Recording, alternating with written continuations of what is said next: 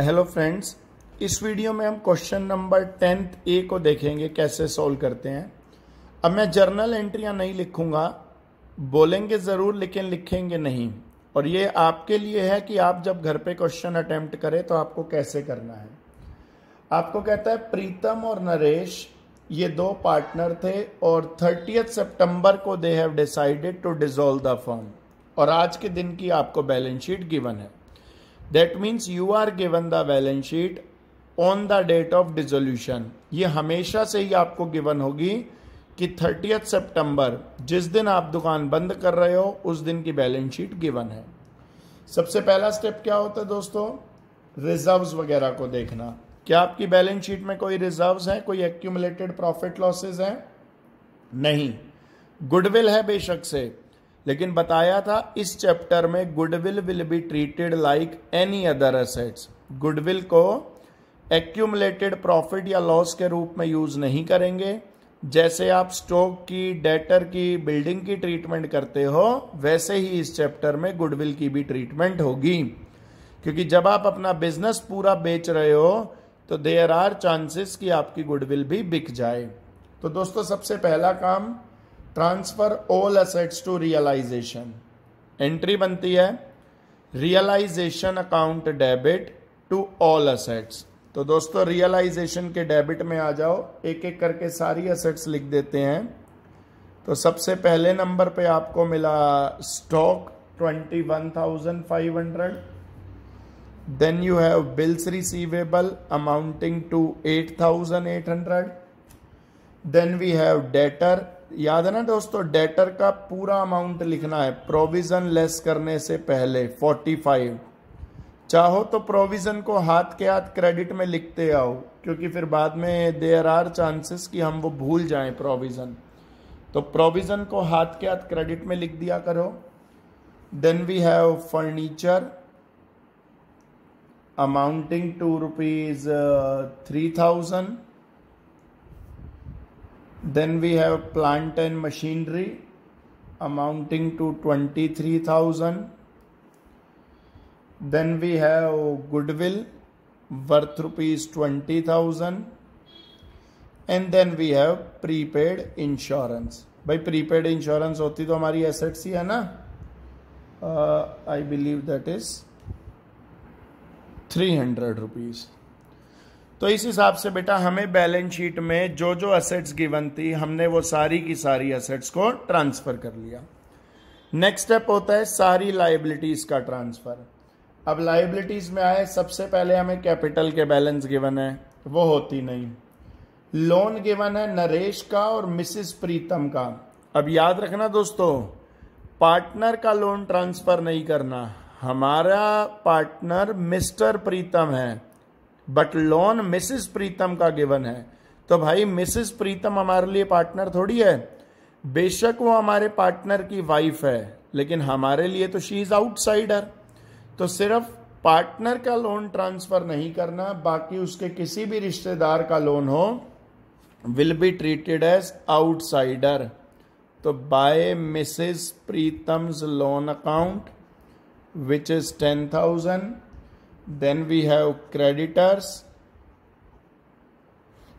and then we have outstanding rent। तो दोस्तों हमें जो जो एसेट्स मिली, जो जो लाइबिलिटीज मिली, हमने सारी एसेट्स और सारी लाइबिलिटीज को ट्रांसफर कर दिया रियलाइजेशन में। ये हमारा बेटा पहला स्टेप होता था, transfer all the assets to realisation, cash bank को छोड़ के। Second step, transfer all liabilities to realisation, external liabilities. आगे पढ़ो क्या कहता है, कहता है the assets were realised as follows.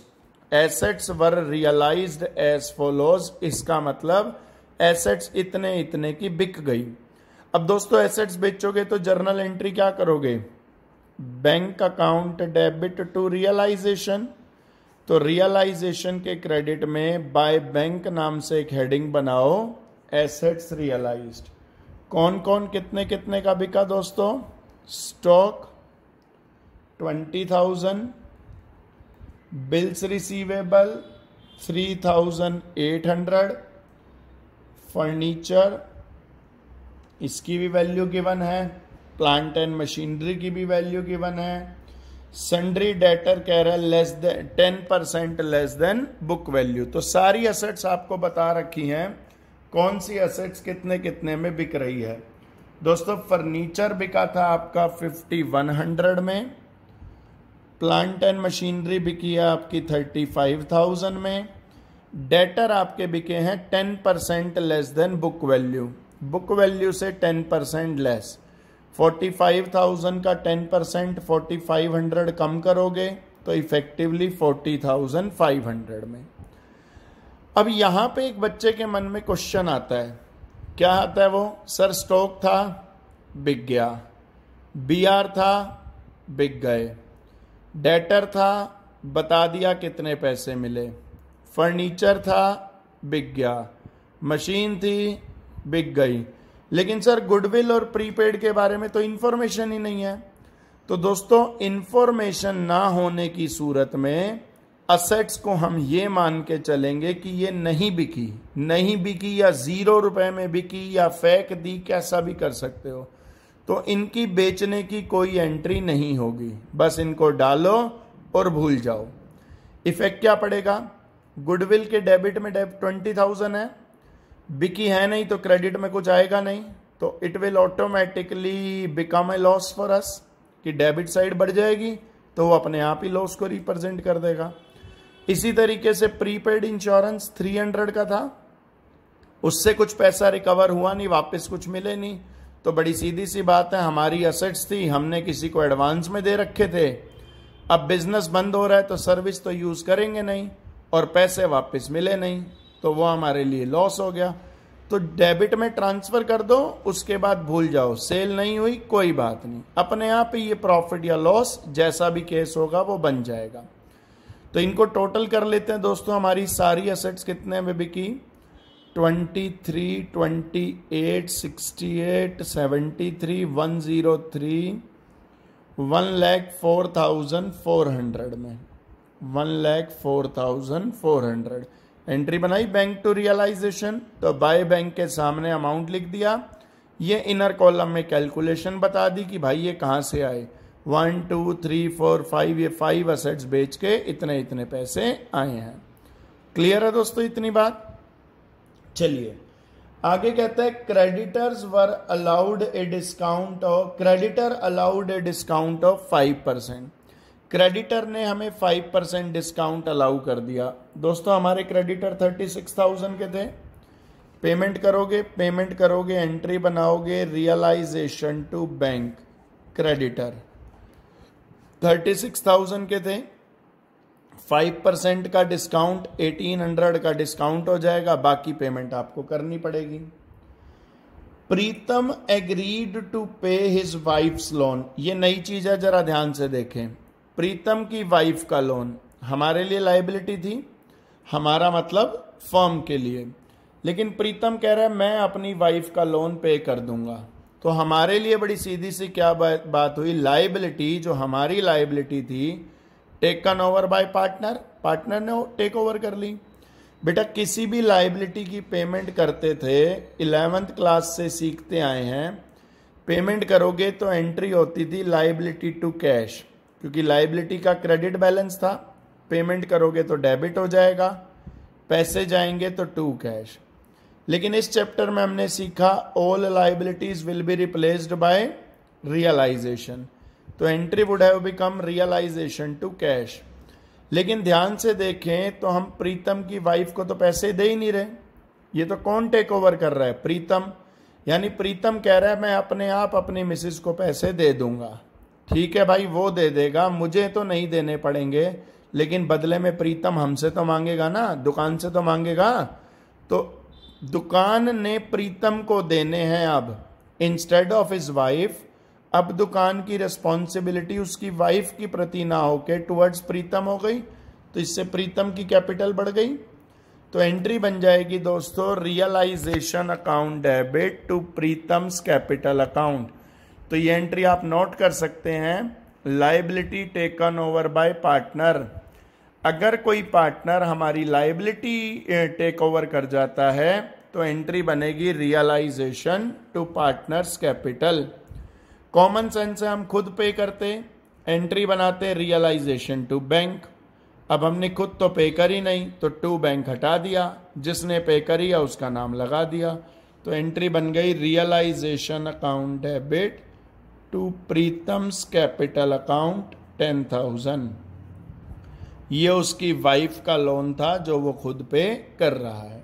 ठीक है दोस्तों, आगे कहते हैं नरेश एग्रीड टू पे आउटस्टैंडिंग रेंट। नरेश कह रहा है आउटस्टैंडिंग रेंट मैं पे कर दूंगा। ये भी दुकान की लाइबिलिटी थी, कायदे से तो बिजनेस को ही पे करनी थी, दुकान को पे करनी चाहिए थी।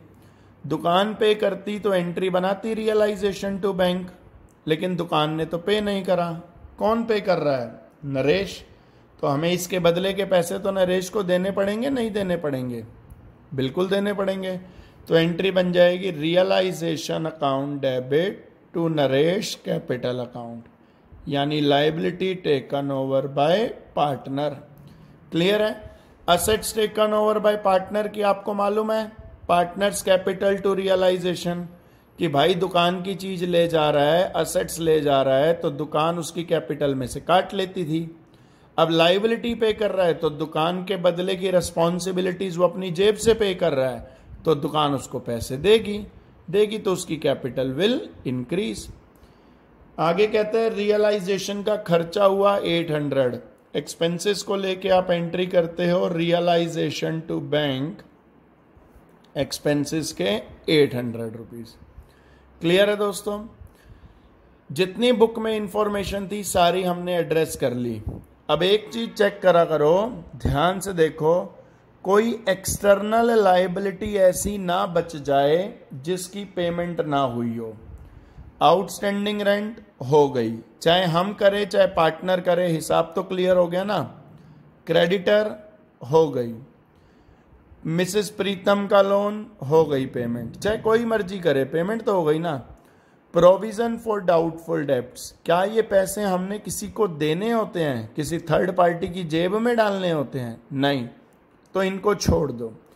अगर कोई और लाइबिलिटी बचती, सपोज करो बिल्स पेएबल होता और उसके बारे में कुछ ना कह रखा होता, तो वो आपको खुद से पे करनी पड़ती, खुद से एंट्री बनाते रियलाइजेशन टू बैंक। तो बड़े ध्यान से सुना, अगर एसेट्स के बारे में कोई इंफॉर्मेशन नहीं तो उसको अपने आप मत बेचना, भूल जाओ, समझ लो उनकी वैल्यू 0 हो गई। लेकिन अगर कोई एक्सटर्नल लाइबिलिटी है और उसकी इंफॉर्मेशन नहीं है तो उसकी पेमेंट जरूर करनी है, एंट्री बनाओगे रियलाइजेशन टू बैंक। ठीक है दोस्तों, इसको क्लोज कर लेना। आप देखोगे आपकी डेबिट साइड बड़ी आ रही होगी, क्रेडिट साइड छोटी।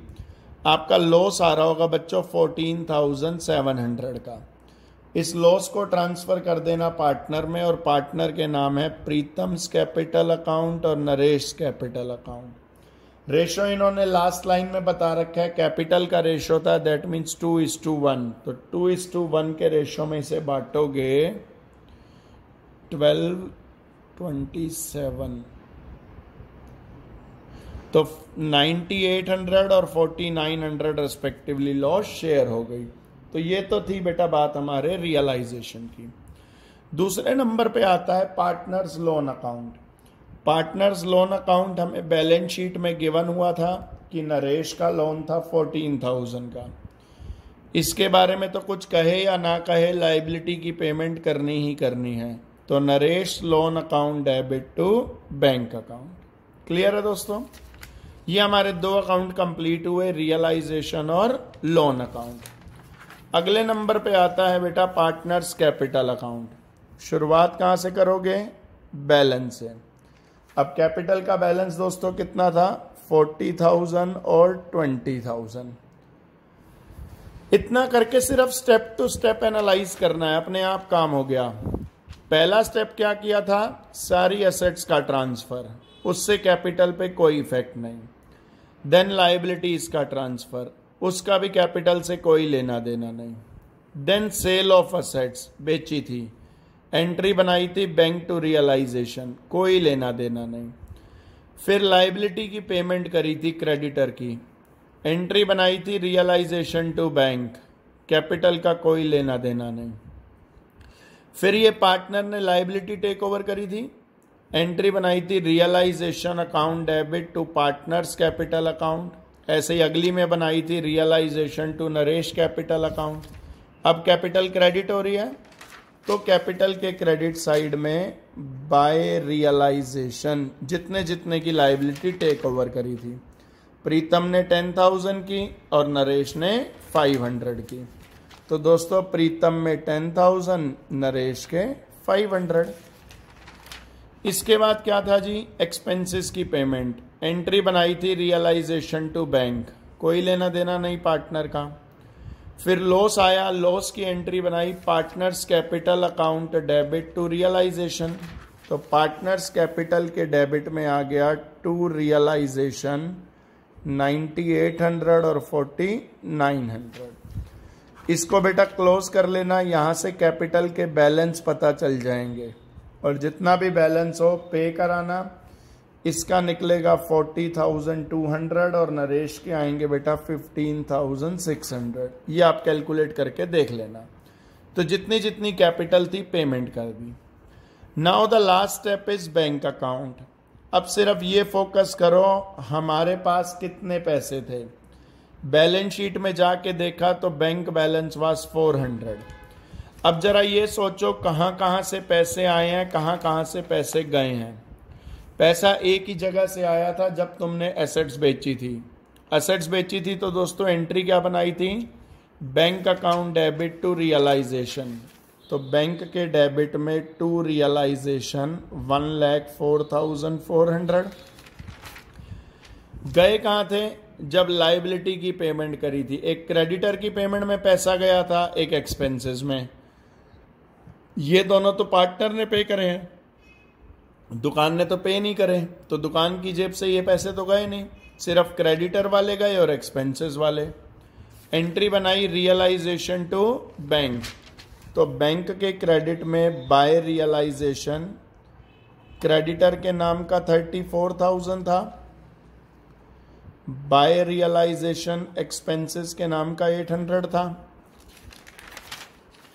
अब आ जाओ नरेश के लोन पे, पार्टनर के लोन पे। लोन की पेमेंट करी, आपकी जेब से पैसे गए।